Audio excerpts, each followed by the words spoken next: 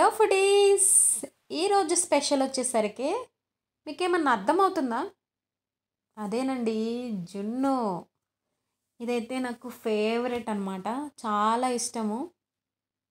So నేనైతే ఇది ఎలా చేయాలో ప్రాసెస్ అయితే చెప్తాను. ఇక్కడ నేను 1½ కప్ జున్ను పాలు అయితే తీసుకున్నాను.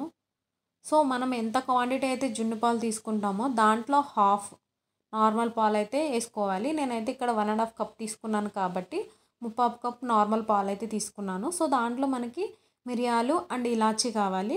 నాకు ఇక్కడ పాలు క్వాంటిటీ తక్కువ ఉంది కాబట్టి నేను చాలా తక్కువ తీసుకున్నాను. మరీ అంత ఎక్కువ ఏమి వేసుకోవద్దు, ఎంత కావాలో అంత మాత్రమే వేసుకోండి. సో నేను ఇక్కడ తక్కువగానే వేసుకున్నాను. సో అవన్నీ వేసిన తర్వాత ప్రాపర్గా మొత్తం మళ్ళీ మిక్స్ చేసుకోవాలి. దీంట్లో మనకి బెల్లం కూడా కావాలి. సో మనం ఇక్కడ ఎన్నైతే పాలు తీసుకున్నామో సో మనకి ఓవరాల్గా మొత్తం నార్మల్ పాలు ఇవి మొత్తం కలిపి మనకి 2½ కప్స్ వస్తుంది. సో నేను ఇక్కడ 1 కప్పు బెల్లం అయితే తీసుకున్నాను. సో బెల్లం డైరెక్ట్గా దాంట్లో కూడా వేసుకోవచ్చు, నో ఇష్యూ.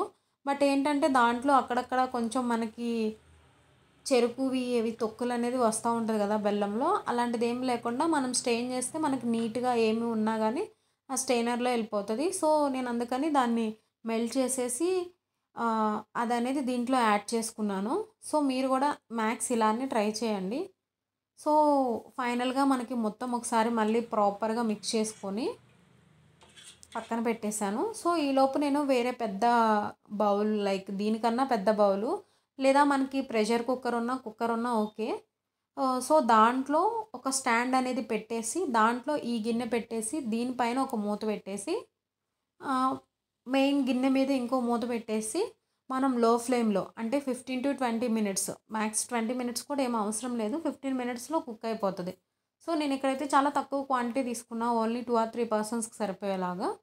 సో తర్వాత మనం ఒకసారి మళ్ళీ చెక్ చేసుకోవాలి. అంటే ఏదైనా చాక్ కానీ లేదా టూత్ అనేది తీసుకొని ఒకసారి దాంట్లోకి గుచ్చి చూస్తే మనకు తెలుస్తుంది. దానికి ఏం టచ్ అవ్వకుండా నీట్గా ఉంటే మనకి ప్రాపర్గా జున్ను అనేది ప్రిపేర్ అయినట్టు. లేదు ఏదైనా టచ్ అవుతుంటే కనుక ఇంకా 2 to 3 మినిట్స్ ఉంటే మనకి బెటర్గా ఉంటుంది. సో నేను ఇక్కడ చూపించాను కదా చాకుతో ఎలా అయితే గుచ్చి చూసానో, చూసారు కదా చాకు అయితే ఏం అంటుకోలేదు, చాలా నీట్గా ఎలా అయితే ఉందో అలానే ఉంది.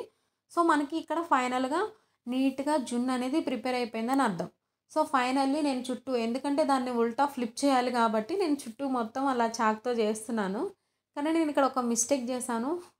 యాక్చువల్లీ ఇది చేస్తే ఫోన్ మాట్లాడుతూ ఉన్నాను.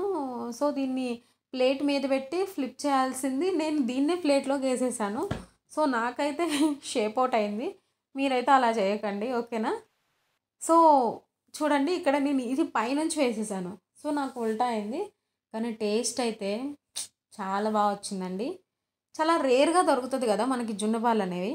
సో మీ ఇంట్లో నెక్స్ట్ టైం అవైలబుల్గా ఉన్నప్పుడు తప్పనిసరిగా చేసుకోండి. Thank you.